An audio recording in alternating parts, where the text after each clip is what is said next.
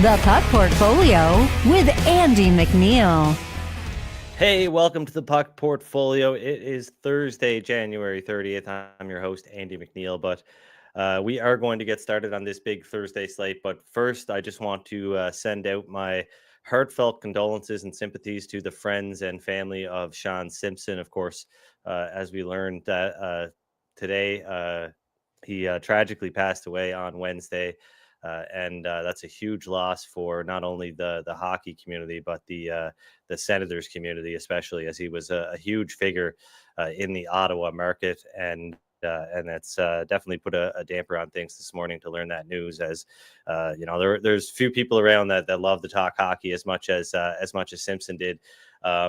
We reached out to him last season to come on the show. Never ended up setting it up, but he was more than willing to lend his time and come talk about the Ottawa Senators at any point. So he will definitely be missed in the hockey community. And tough day for the NHL world and the hockey world as a whole, as he touched a lot of people here in Canada, especially. So definitely, thoughts and prayers going out to everybody that knew Sean Simpson. And I know today's going to be a tough day for all of those people, but a fitting matchup between the Ottawa Senators and the Washington Capitals tonight in Ottawa. So it'll give the community a chance to get together and grieve as a community. So that is a good thing. But anyway, we will get into the show here. Like I said, Thursday, January 30th, big 10-game slate in the NHL tonight.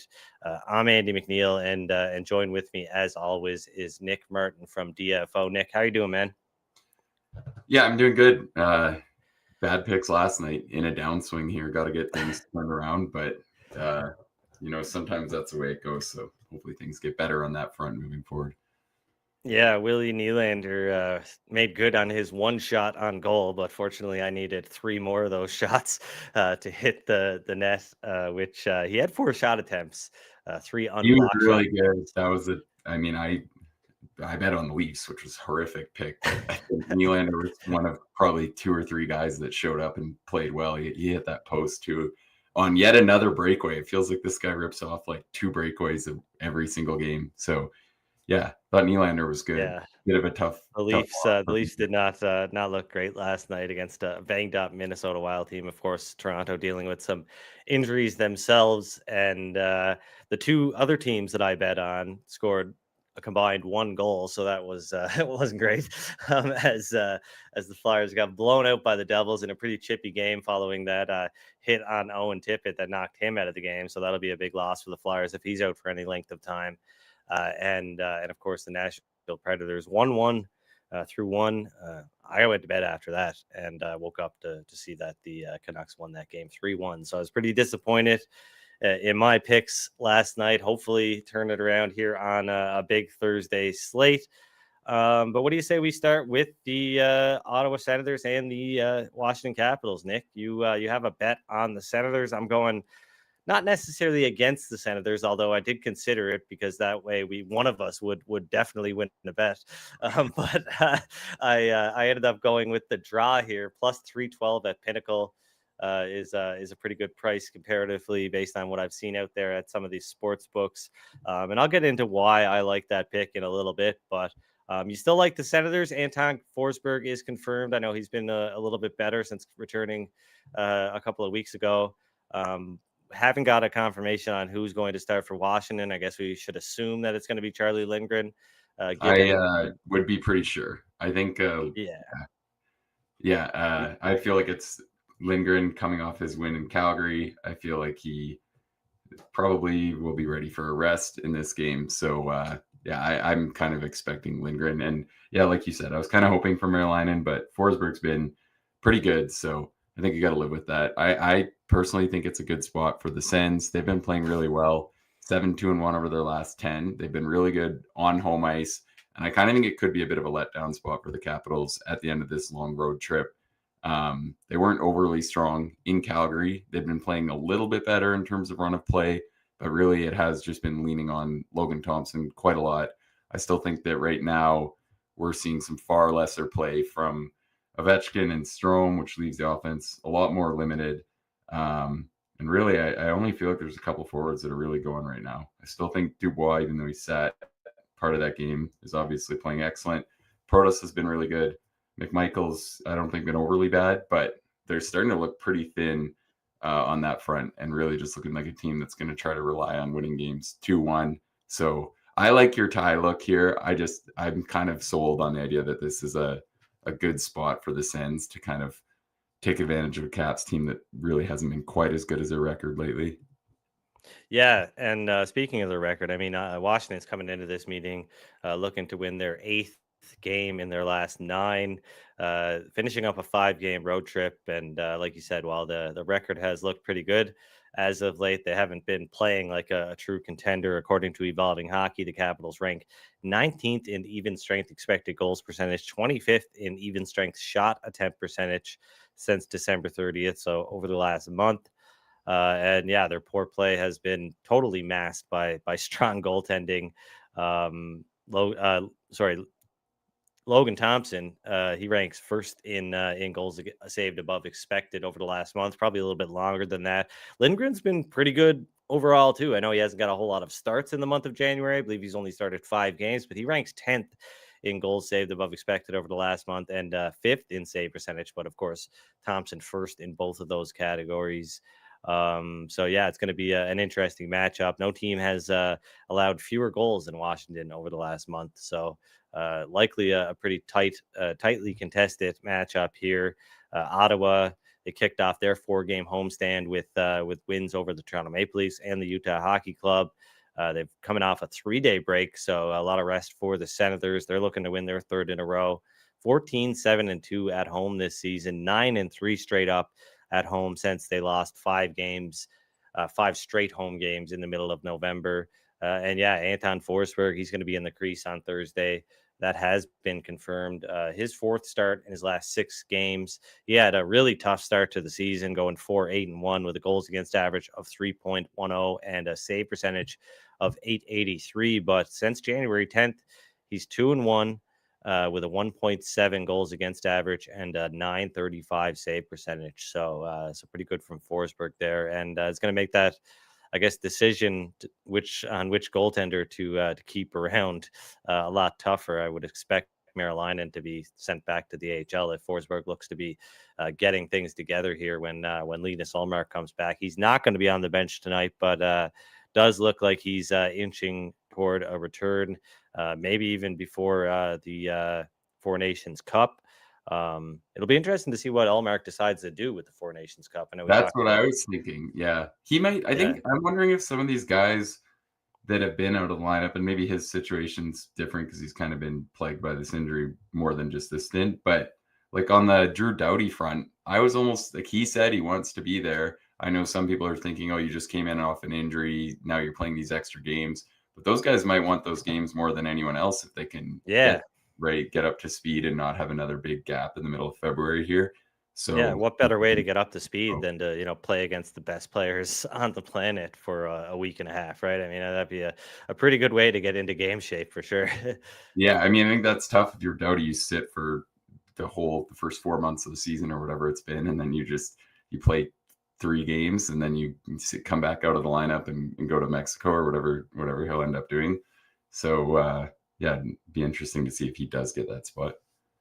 Yeah, so as you mentioned, I'm on the regulation time draw here, plus 312. 5 out of the last 10 meetings between the Capitals and Senators have gone to extra time, including the last game about 2 weeks ago on January 16th, which Washington won 1-0 on an Alex Ovechkin overtime goal. Yeah, both teams have trended heavily to the under this season, especially as of late. And so I think this is going to be another tightly contested matchup. Maybe not 0-0 through 60 minutes, but it seems unlikely that either team will really explode offensively, unless the other team does as well. It seems like they're pretty evenly matched here as far as offense goes, and with Logan Thompson expected to sit here.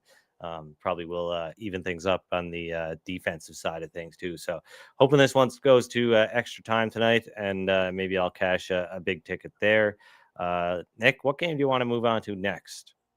Let's go to the Flames, I guess. I didn't have too much on this slate, so I'm happy to do the Flames Ducks now. Flames Ducks, exciting stuff. As the Calgary Flames playing their fourth game in 6 days, hosting the Anaheim Ducks. What do you like here? Yeah, I mean, hey, it is an exciting game here. And the Flames can move back into a playoff berth if they can get a win. So, a little bit more significance here than it might seem to others. But I think it's a good spot to bet the under 6 at minus 109. Last I checked, it was that on Pinnacle. I think the game script we saw when these teams met earlier in the month in Anaheim, it was a 3-2 overtime win for the Flames. Should be pretty common between these teams. The Ducks' offensive play has been pretty terrible. We've seen all year they're really trying to bring these young guys along and teach them the right way to play defensively. I think almost too much so. I think a lot of people around the team aren't very happy with Greg Cronin. I kind of agree.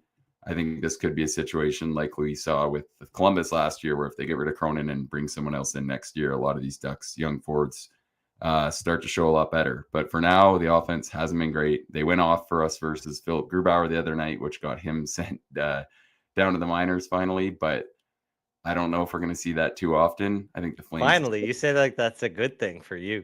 Yeah, I know. I texted you and I was like, my handicapping career is officially over. Grubauer is all I have left.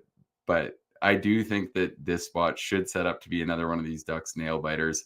I think the Flames will probably own a lot more of the play, as we've seen fairly consistently. They generate shots at a good rate, but they do not tend to pay those chances off very often. And so hopefully we'll see Dustin Wolf. I should put that note out there because he hasn't been confirmed yet. But I think in this spot, coming off the rest day, and given that Vladar already got to start on Sunday and it didn't go very good, I think that we should see Wolf. I think it'd be surprising to see Vladar. So I thought that total was a little high. The other look I like, I thought Kadri really stood out the other night versus Washington. I think it should be a really good spot for the Flames to pour a lot of chances on goal. So you can bet him to get 4 shots at plus 120. I think that's a good look. I also am going to be interested in Gibson's save prop when it opens up, assuming it's not higher than 27.5. We'll see where it is.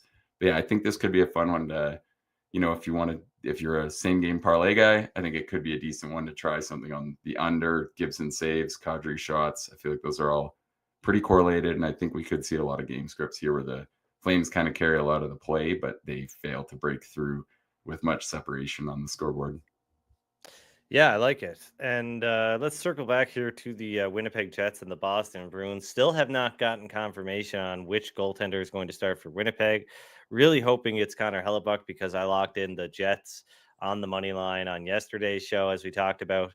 But we have learned that Jonas Korpisalo is going to start for the Boston Bruins, which I don't know. It's obviously a downgrade from Jeremy Swayman, especially based on how Swayman has been playing this season. But Korpisalo has been decent, and I don't know if it's just me or what, but the Bruins seem to actually play good when he's in goal, and maybe play a little bit harder. But they've really hung Swayman out to dry in a lot of these matchups. I know there's, of course, Korpisalo gets a lot of the weaker opponents, but maybe not as easy out as some would have thought he would have been this season, but really hoping to get that Hellebuck start, because the Jets are still sitting there at what?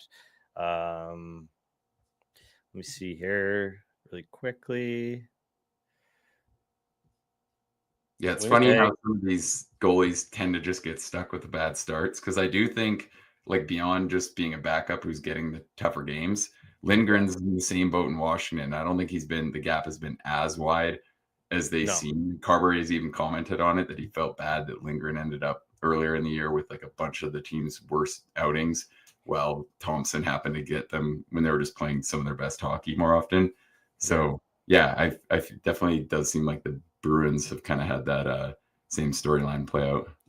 Yeah, the Jets are still available at minus 145 at both Pinnacle and Sports Interaction. I mean, if Hellebuck's in goal, I think that's still a great bet. So locked them in yesterday at minus 134. So a bit of line value there. And right now, the only reason I'm getting that is because of the Korpisalo announcement. I think if we learn Eric Comrie is going to be in goal, then that line will come back down. But and Oh, sorry, I'll probably cut you below off here. -1. What's that? Wolf has been confirmed as of All now. right, that's good for The you. move there, yeah. And Marc-Andre Fleury making his final start in Montreal tonight. I wish I could bet that, like, on whether or not Fleury would cry at tonight's game, because I bet he will. He can never hold back the tears, man, and I'm sure he's gonna get a pretty good ovation at some point tonight, some kind of acknowledgement, and he'll be wiping away the tears, and you know what's gonna happen. So yeah, I love Marc Andre. Don't get me wrong, but it's kind of his thing. I feel like there's been 100 of these last game moments and stuff. Yeah, but it's special because it's in Montreal, right? Like, Right. you know, Yeah. Quebec boy, right? Like so that, you know, he's gonna have a lot of fans in attendance, and I'm sure they'll send him off in a good way. I don't know. I don't know what Fleury's gonna have in store for his post playing career. Maybe he'll return to Cape Breton to be the GM of the Eagles. You never know. One can hope. Yeah, he'd be good in But broadcasting, I think. He'll probably have some offers. yeah, he would be. He would be for sure. No, game's gonna miss him though. He's awesome, and it's been quite a retirement tour for Fleury, so he deserves it. But yeah, let's talk about. I don't want to talk about the Flyers. They pissed me off last night.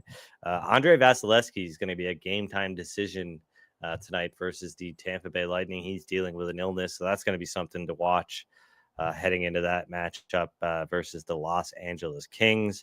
We know Arvid Soderblom is going to start for the Chicago Blackhawks against the Carolina Hurricanes.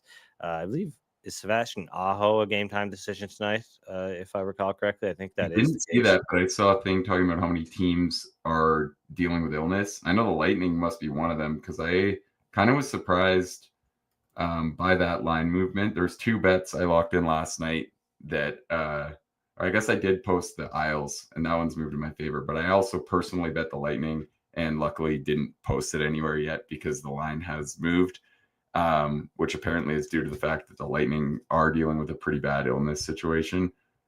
Because I was kind of surprised seeing, the Kings not play great last night. Obviously, this is going to end up being a Riddick start, so I was kind of surprised to see that number move.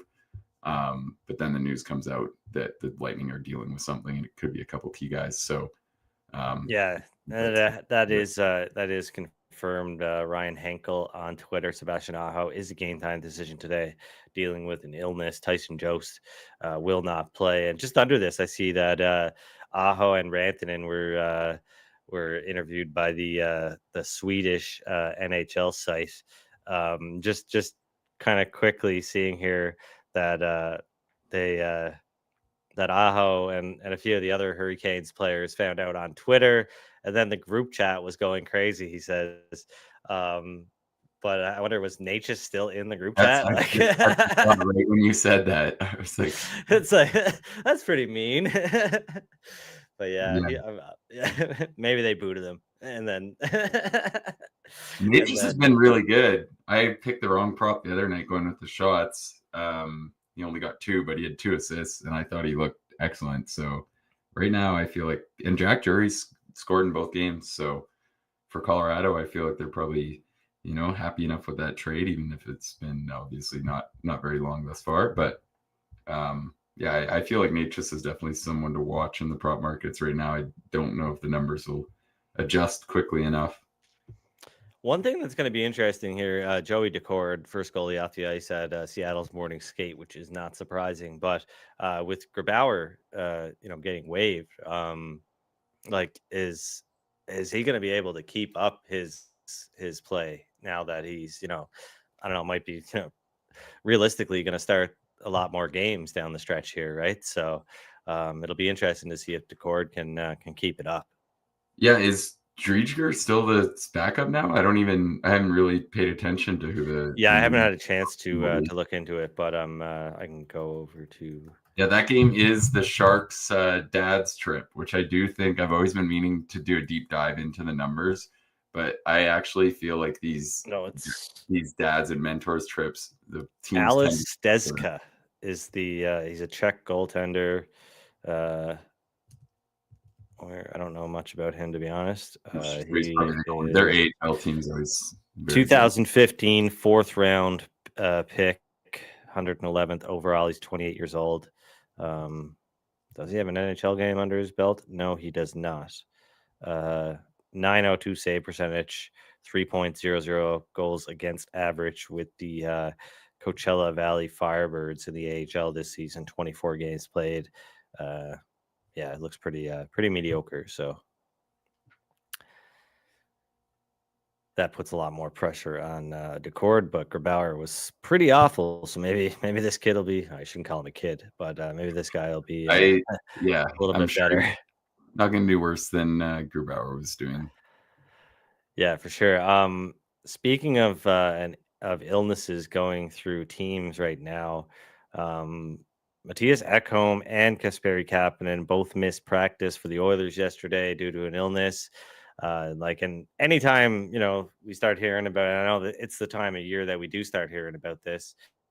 It's flu season, so anytime I hear about an illness, even if it's a couple of players, I start to get a little bit concerned, right, from a handicapping perspective, because even if they were proactive and separating these players away from the rest of the team, a bug can still make its way through a locker room pretty quick, and by game time, a couple more players could be down with an illness. So it's hard to say what is or how this is all going to affect the Oilers tonight, whether Ekholm or Kapanen are going to play. But I've got a couple of picks in this Oilers game, which I covered at OilersNation.ca today. And one of them is the first period over 1.5 goals, minus 133 at Pinnacle at the time of writing, minus 135 at Bet365, I believe. The Oilers and Red Wings rank among the top 5 teams in first period goals since December 1st. But they also rank among the bottom 5 teams in first period goals against. Edmonton 9-1 to the over in first period. In the first period over its last 10 games, while Detroit is 7-3 to the over in that span. Not sure who's going to start yet for the Oilers in goal. As I was wondering yesterday, the team announced that Skinner and his wife did give birth to a little, I believe, a little baby girl. I might be wrong, but still haven't had any confirmation. I'm expecting Cam Talbot to be in goal for this one. But you never know. That has not been confirmed either. But yeah, I think it's a pretty interesting matchup. I mean, Edmonton still on a 6-game homestand here. They're looking for their 4th straight win. They're 12-6-1 against the Eastern Conference this season, including 9-3-1 at home against the Eastern teams. They defeated Detroit 3-2 in overtime on October 27th. They are 5-1-1 against the Red Wings over the last 3.5 seasons. And it marks their 11th home game this season with money line odds of minus 200 or greater. Of course, they're much bigger than that right now. They've gone 8-2 straight up in those previous 10 games, but they've won just 5 of those in regulation. And they've only covered the puck line 3 times when their money line odds have been minus 200 or higher. And, that hasn't really changed as of late either.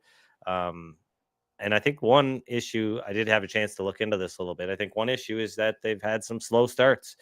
They rank among the bottom 10 teams in first period goals against on the season, have been even worse than that as of late. They have trailed after the opening period 19 times this season, and they are 9-9-1 in those games. They're also 4-11-0 when trailing after 2 periods. Last season, they went 9-15-1 when behind after 1, and 7-20-3 when trailing after 2. But I don't think it's, the fact that they're not necessarily like coming back in all these games. Obviously, they're not going to do that. But I think the biggest concern is that they're getting in this spot in the first place. They've outscored opponents a lot in the second period, 70-38, 46-43 in the third period. And if you look at, but in the first period, 51-43, they have been outscored. And that's a big drop off because they have outscored opponents in all 3 periods in each of the last 3 seasons. So you go back, you look at 23-24, 22-23, 21-22. The Oilers, on aggregate, outscored teams in every period, every season for the last 3 seasons. And this is kind of new for them to be falling behind early like this. I would expect, kind of something has to give at some point. They've got to make some kind of change. And, for a team that ranks first in even strength expected goals percentage, second in shot share over the last month, and, no team has generated more shots and more goals. I would expect it's only a matter of time before, they start to outscore their opponents in the first period as well. But yeah, it's been a problem for this team. And yeah, I like the over 1.5 goals at -135 in the first period. I also like Connor McDavid anytime goal going back to the well on this one. The price isn't quite as good as it was in the last game, but plus 136 at Pinnacle, which was the best price in market as far as the sports books that are in our jurisdiction here in Alberta.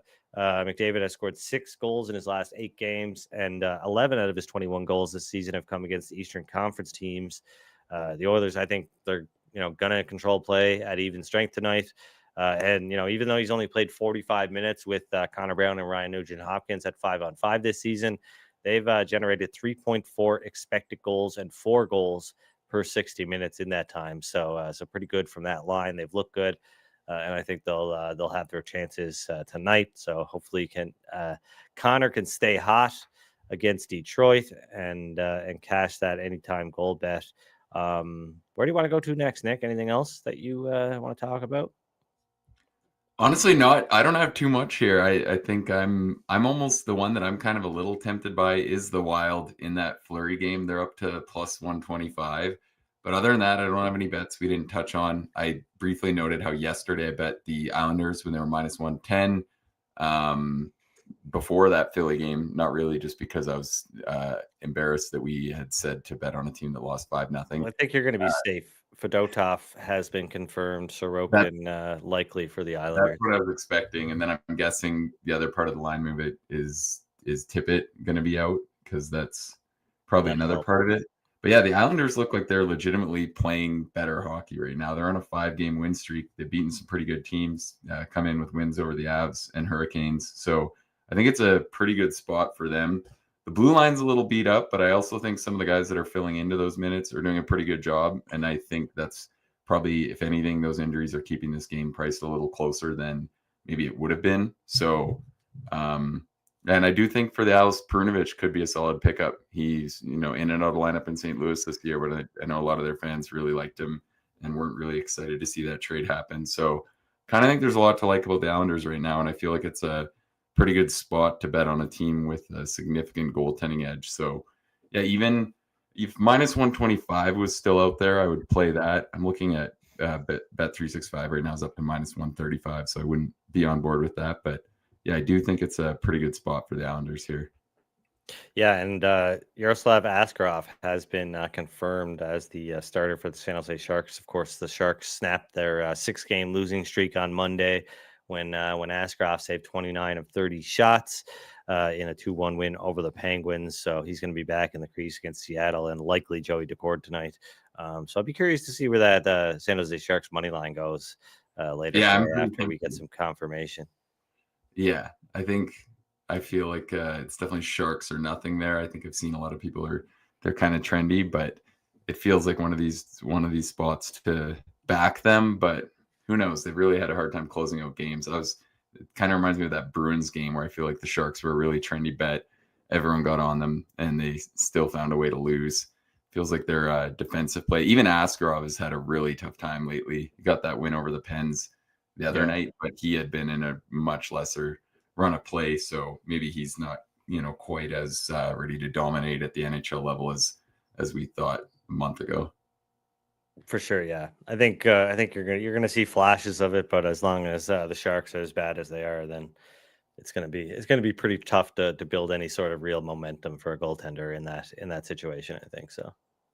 Yeah, I mean, I think it's probably. I mean, analytically speaking, the Sharks are pretty much bottom of the league in every metric, and I do feel like it's tough playing behind that kind of team where their breakdowns are probably not even necessarily always, quantified the same as a team like the Jets or whoever else, where I think you're just seeing some of these collapses in the defensive zone lead to chances where the goalie just has no hope at all. So yeah, definitely still a lot to learn for that team. All right, man. Well, thanks for another great show. Hopefully, we have some good luck with our picks tonight. We will be back on Tuesday. Just one game on Monday. Busy weekend, but only one game on Monday. So even if we did have a show on Monday, it would suck. So thankfully, we don't. But we'll be back Tuesday, Wednesday, and Thursday to lead you into the break heading into the Four Nations face-off. Coming up on February 12th. The NHL will break on February 10th. So a bit of a stretch run here to get to that break, but we'll be here next week, Tuesday, Wednesday, and Thursday, right here on the DFO Betting and Fantasy YouTube channel at 1 p.m. Eastern Time.